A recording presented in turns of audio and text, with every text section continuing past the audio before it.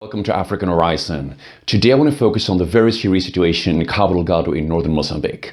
Last week, jihadists conducted yet another very serious attack, this time on the city of Palma, and tens of people were killed, thousands are now fleeing, and the situation is very serious in Palma.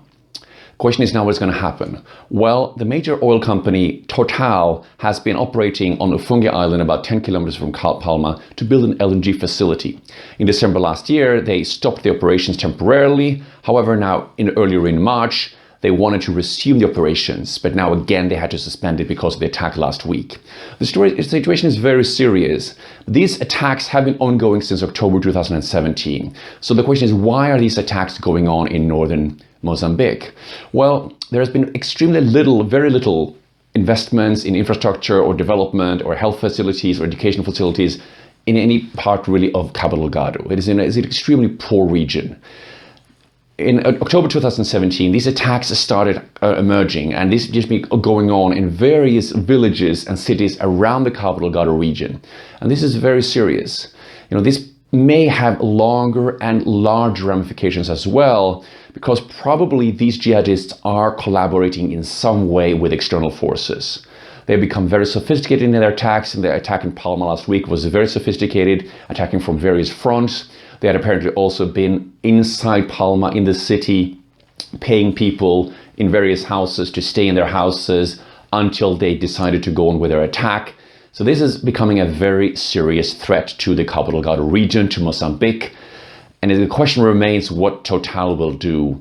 The Mozambican government and Total had entered into an agreement in order to kind of really barricade off and secure the territory around Ufungi Island with a 25-kilometer perimeter.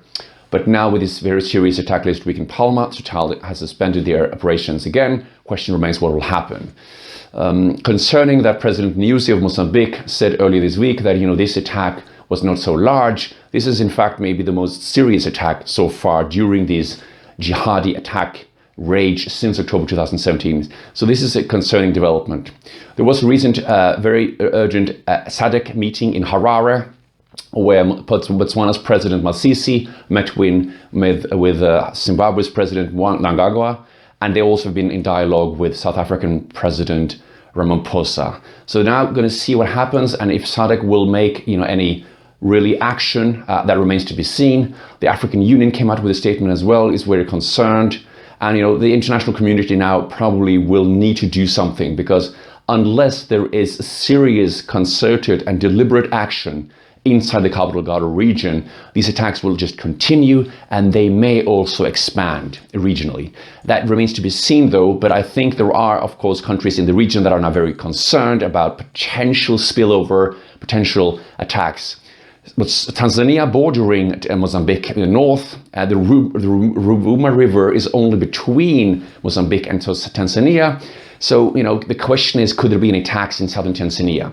Tanzania's defense forces have moved south to really kind of barricade and defend the situation in the south, but it remains to be seen what can happen. I also question, will there potentially be any attacks towards Malawi or South Africa? These really are serious issues, and I think there will need to be now a concerted international effort, maintaining, of course, all interests of the various parties in terms of Mozambique's integrity. The Mozambican government must, of course, accept whatever action, potentially international action will be taken. But I think this is really at a kind of a crucial cross point right now. So it remains to be seen what happens going forward. But for any companies, investors now operating in the Cabo Delgado region, this is of course very serious. So maintaining a very, very focused approach on being aware of the situation in the region, and really maintaining a risk awareness and really gaining information that is really nuanced, informed, and really actionable is very, very important. Thank you so much for joining, and I'll see you next week.